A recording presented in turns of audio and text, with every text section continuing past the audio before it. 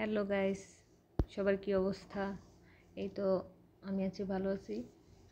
তো আসলে মার্কেটের জন্য বেরিয়েছি, শুনলাম মার্কেটিং করলে নাকি গাড়ি পাওয়া যাবে। তো সেজন্য আসলে বেরিয়ে গেলাম, দেখি গাড়ি পাই কি না।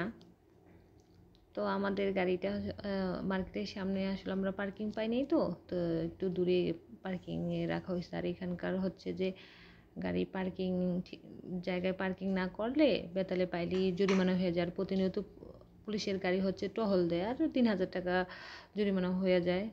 তো আসলে সৌদিরে এত ঈদের মার্কেটিং করে যে মানে হিউজ, আসলে বলার বাহুল্য। যারা আসলে মার্কেটে গেলে বোঝা যায় যে আসলে ওনারা এত পরিমাণ মার্কেটিং করে। তো আসলে সামনে পার্কিং পাওয়াটা হচ্ছে সো টাফ। সেজন্য আমরা হেঁটে হেঁটে যাচ্ছি মার্কেটের সামনের গেটে। তো ওই যে গাড়ি দেখা যাচ্ছে, যে মার্কেট করলে যে গাড়ি পাওয়া যাবে ওই গাড়ি, হোয়াইট কালার গাড়িটা দেখা যাচ্ছে, সাথে একটা রেড কালার।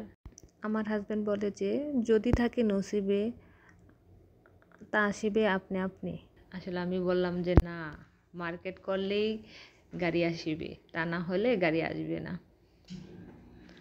তো আসলে আমরা দেখি আমাদের নসিবে গাড়ি আছে কি না, তো দেখি যাই। আর এটা হচ্ছে যে রমজান মাসে, পয়লা রমজান থেকে শেষ রমজান পর্যন্ত যারা মার্কেটিং করবে ওইখান থেকে টোকেন থেকে হচ্ছে যে লটারি হবে। তো যে দুজন ভাগ্যবান বা ভাগ্যবতী তারাই হচ্ছে এই দুইটা গাড়ি পাবে, এই আর কি। তো আসলে এটা ঈদের দিন ড্র হবে। আর সৌদিরে এত পরিমাণ, এত হিউজ পরিমাণ মার্কেটিং করে যা বলার বাহুল্য।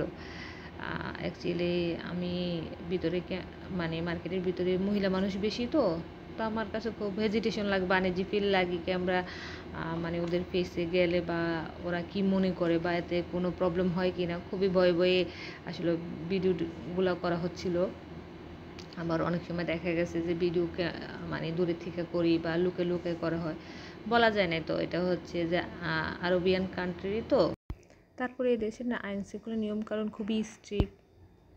সবাই ভালো থাকবেন, বাই বাই।